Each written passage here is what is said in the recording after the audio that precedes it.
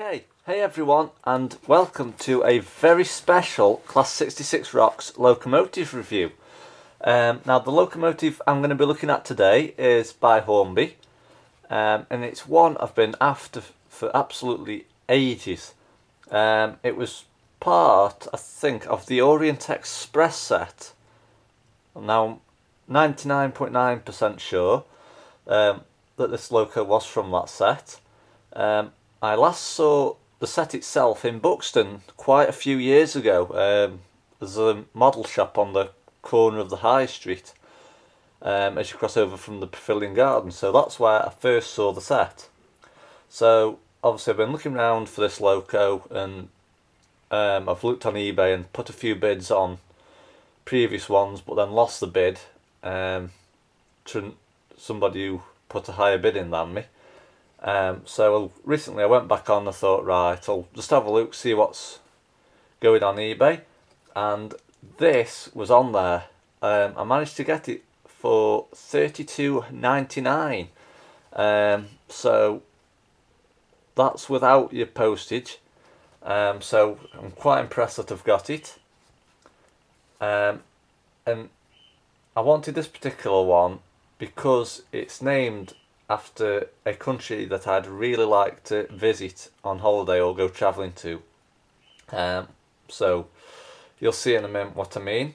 So without further ado, let's get on with the review. So as you can see today, it is by Hornby, but it isn't in a Hornby box, but I think this is the sort of packaging that you got in the set itself. So obviously there's no information on the back, but we have got some accessories just here, so I'll just lower this down just to not give it away which loco we're looking at. So as you can see here, this is the bogie driving wheels that go on the front of the locomotive. As you can see, if I just unravel the bag a bit more, we'll get a better view of that. So that's those. So I'll just place them back in there, like so. I'll just turn the camera because I just caught it with my arm. We've also got Hornby's insulating sleeve, but do we use them? No, we don't. So that can go to one side. So let's get this fantastic locomotive open and take a look at it. Now I'm going to have to be very, very careful here, because I don't want to damage the loco at all. So obviously, as you can see, we've got some foam padding, so that keeps it well protected.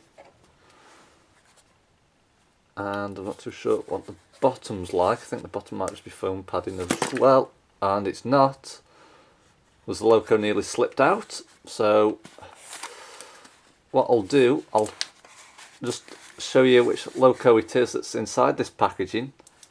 As you can see, it's a Merchant Navy class, and the name of it is United States Lines. So I'm just going to zoom the camcorder in so you can see the nameplate just there.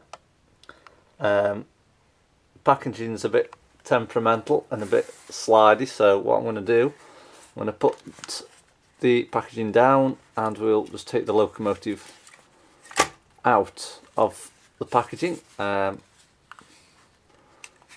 So obviously you have to press into the grooves to get the locomotive out with your fingers, as you can see. So that's that. So what we will do now, we will take a look at the loco. Now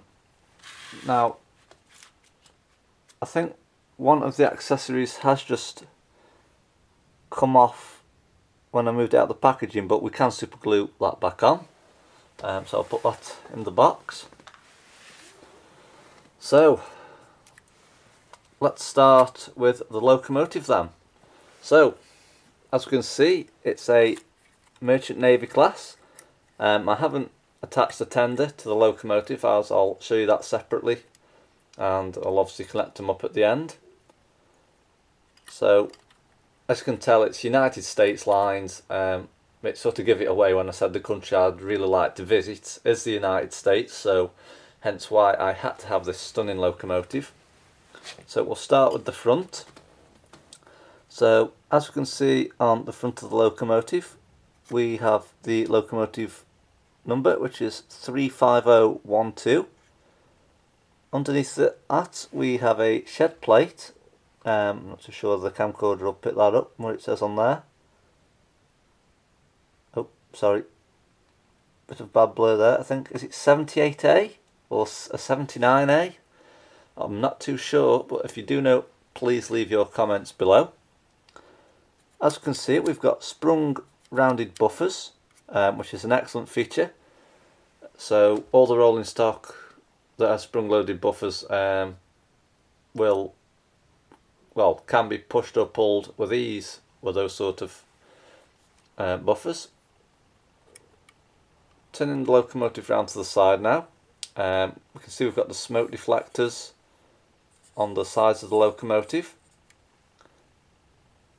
We've got the bogie driving wheels here. There's 4 wheels on the front bogie. So obviously the one that I showed you that was in the accessory package, I think they're just spares actually. Now this particular loco, like I say, it has got one part that came off slightly, but it hasn't got any detailing for the front. So luckily we've got other merchant navies that will have them on, that ran on the old layout. Obviously they're now boxed up ready for the new layout. So once that gets made operational at the new house, I will get this locomotive detailed and do some running videos on it.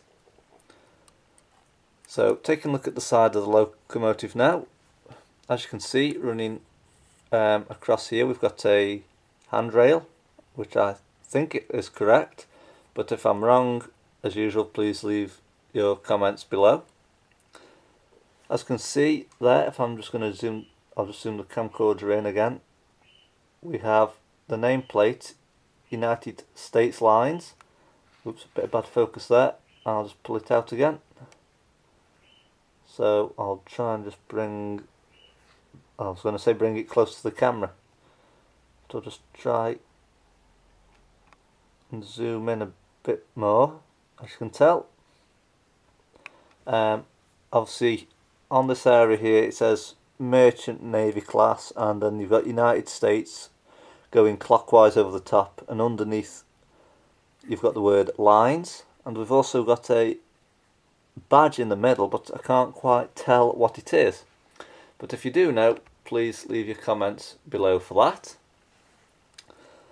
As we can see, we've got some very excellent detailing by Hornby on the coupling rods, and this is what makes the merchant navies so outstanding. The amount of detail that goes into these is absolutely second to none, and they're really high quality. So moving along now, we can see we have 2 bogie wheels on the back, just there. This is where the tender connects up to. And again, we've got the locomotive number 35012. And as we can see here, we also have the locomotive class, which is, oops, sorry, bad focus again. I'll just try to bring that closer. Is an 8P. So I'll just zoom that out so as not to blur the entire video. So what we'll do now, we will take a look at the back of the loco. So if I just tilt it slightly to try and zoom in a bit, obviously as you can see we've got the smoke box door just there. I'll just point with my hand actually, if you can see it there. And we've got some random bits of detailing on the inside. Compared to some of the locos which have brass parts inside, I think is it the A4s by Hornby? They have like the brass cab interior on them. But we can do things, whoops, wrong way with the zoom there. We can do things with this locomotive, like put a fire crew and an engine driver in it, and maybe just improve the interior a little. So as you can see here, this is where the tender connects up to. and I'll be connecting it up once I've showed the tender to you. So what we'll do now, we'll turn the loco round to the other side. So as you can see on the other side, I think these are these steam pipes. I think that's the proper name, but again, if I've gone slightly wrong, please leave your comments below. But as you can see, the amount of detailing that's gone into these is absolutely fantastic, and you just can't fault Hornby at all when it comes to the Merchant Navy class. So as you can see again, on the sides we've got a handrail running across the top half of the locomotive, and again we've got the name badge, United States Lines. As you can see again, we've got some very intricate detailing on the coupling rods, so obviously you have to be careful not to bend these, otherwise it may start causing problems when your locomotives run. Now I can't see a speedo cable on this particular loco either, so I'm not too sure whether it was fitted with one, but I don't think I've seen one on the other side. I mean, obviously if it does need one on, yes, it's there, there's a speedo cable, as you can see, just there. And you do have to be very careful they do not come out, as some of our Merchant Navies previously, they've come off more times than I've had out dinners. So as you can see again, on this side we've got the 4 front bogie wheels just here, and again a smoke deflector on this side. So let's take a look at the roof of the locomotive. So as you can see on the roof, obviously we've got the, is it the funnel? Well, yeah, I think it's called the funnel, where the smoke comes out. Moving on along here, we've got the whistle, and we've also got a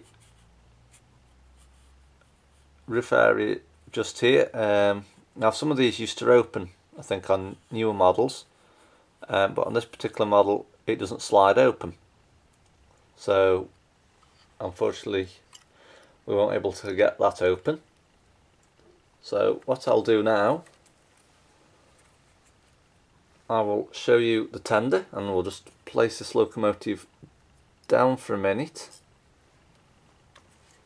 and I'll just turn the camera back again because I just accidentally keep catching it with my arm today. So here we have the tender. It's in British Railways Lake Crest, or BR Lake Crest, however you want to call it. It's really lightweight compared to the loco. There's no weight to it at all. So as you can see, we've got the little coupling hook here, which slots into the back of the locomotive to connect the tender and the main half of the locomotive together. As you can see, we've got some steps here on the left and right hand sides. As you can see, we have the British Railways large logo in the centre of the tender. If I just zoom in on that, as you can see, we've got 6 wheels on the tender, 3 on either side, and we've also got a false coal load in there. Now some locomotives do come with the artificial coal in the packet that you have to tip in yourself. I think I've got about 1 or 2 locos that you have to do that on, but we haven't got round to it yet due to the house move.